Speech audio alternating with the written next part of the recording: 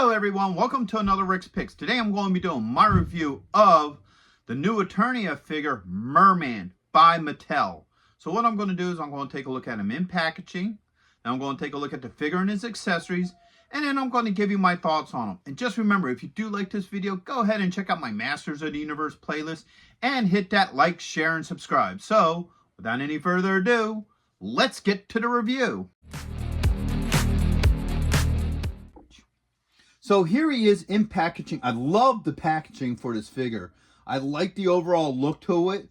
So you got this really cool artwork on here. I really love this art, man. That looks really nice. You have a small window here so you can see him and his sword. You got New Eternia here, his name. All right. If you look at it this way, this artwork continues around. So you got Manny faces with Beastman up there, which is pretty cool. All right, spinning around this way. You get a really cool picture of the figure right here. You got some sort of sea monster art behind him. Then you have some of his accessories, a little bit about him. All right, you have the other figures that are part of this wave, and you also have the Mattel logo. Spinning around here. You have a really cool profile picture of him that I like, and a really neat headshot. All right, bring it back around this way. You also have Masterverse. And then when you bring it up close, you have your 30 points of articulation, your age restriction, and Mattel.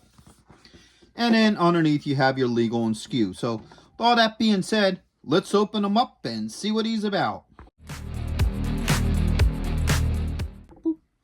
So here he is out of packaging. He's an excellent looking figure. I love the overall look to him. So first off, let's give him the rotation. So you have this side here. You got the back. You got this side here. And now back around to the front. So there's a lot of really cool stuff to talk about with this figure. So first off, the head sculpt looks really nice. I love the head sculpt. Now, I don't know how easily you can tell, but the eyes are not painted on.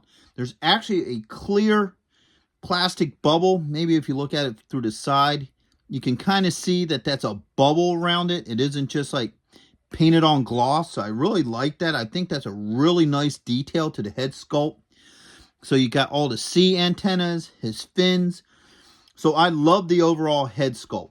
Now let's start getting into the armor. Now, first off, this chest piece can come off. If you spin around to the back here, there's two plugs here. You pull those off. You may have to take the head off to get this off. You may not, but it is removable. Okay, so the armor design I love. I love how it has a semi-gloss look to all of it. So you have like this coral bone design here, which looks really cool. The chest plate is like a copper. Now, here's the real neat part that I like. So if you look at these fins here, this, and even his boots, it has an oxidized metal look to it. And what I mean by that is it's like a metal look, and then you get this green in there. Like you may see it easier with the fins. And that's a sign of oxidization by water. Like certain metals, if they get hit with enough moisture, they start to turn green. Usually like in statues and stuff like metal statues. The metals that are most known for it is like brass and copper. Prime example of it is the Statue of Liberty. If you look at early pictures of it, is like copper or bronze color. And then over the years through oxidization, it turned green. So I like that effect on his armor, that they actually did that. I also like the color code here. I like how his arms just don't come up to this color and then stop and then a new color. I like how they faded in. I think that's a really nice touch. I love that attention to detail. So there's a lot of really cool detail to this figure. I could probably go on for a while about it. So with that being said, let's start looking at his points of articulation. So the head does move. All right, you got a shoulder joint with a bicep swivel, and you have an elbow joint. You also have a wrist joint up here. All right, get this other arm up. He does have a joint right here at the rib cage. You can't get much movement out of it. There it goes. It's a little bit tight, but it's there. And as you can see, he has a joint right here at the belt line. No issues with that one. Spin him around this way. You got a thigh joint. There's a swivel there with that. All right. You got a knee joint. Sorry about that. And you also have a swivel at the top of his boot. And then you got an ankle joint. So everything seems to move pretty well with this guy.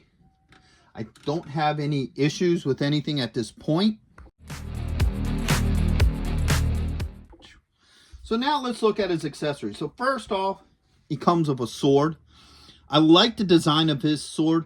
Now his original sword was a straight pointed blade, where this more has like a saber bend to it. So I kind of like that. And then it gives it like these, points here. It almost gives it like a saw look to it.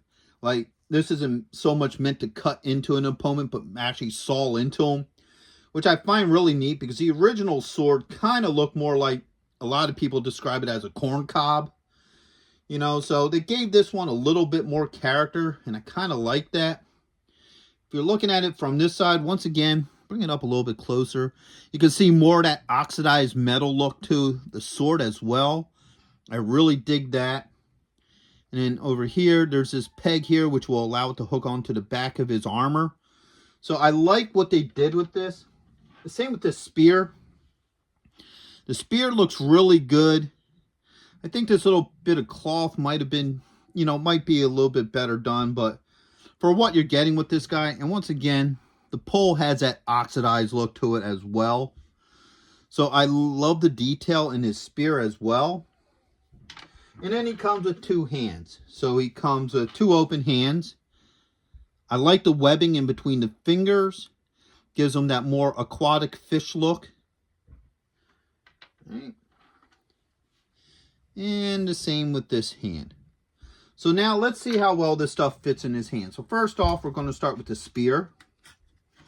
That elbow to bend, there it goes. So that slides into there. Now let's see if we could get him going two-handed, which I don't think that's going to be an issue. All right. Here, Matt. Let me see if I can actually get that hand down there. This hand up here. His hand feels a little bit more solid than I like. There is some play in it. There it goes. So you can get the two-handed spear hold. Didn't have any real issues getting that in there. All right. Let's get this hand off of there. Now let's try the sword. The sword is designed to be a one-handed hold, so you don't have to really worry about trying to get it in both hands. All right. So that sword fits in nicely in his hand. I don't have any issues with that. Now let's see how well this hooks onto his back. All right. And that fits nice and snug back there. No issues with that. Let's see how well the web hands go on. And there we go. One. And two. All right. So his hands swapped down really well. I ain't having no issues with that. So my final thoughts on this figure is I think he's an excellent figure. I love the overall look to him. I love the extreme attention to detail with this figure. I think he looks really great. His joints move very well. I didn't have any issues with any of that. His hands swapped out very easily. No issues with that. And the weapons fit fine in his hand. So overall, I think he's a great figure. I think he'd be an excellent addition to your Masters of the Universe collectibles. So with that being said, I hope you guys did like this review. If you did, go ahead and check out my Masters of the Universe playlist and hit that like, share, and subscribe. They're all small clicks for you, but it really helps his channel grow. So until the next one, late.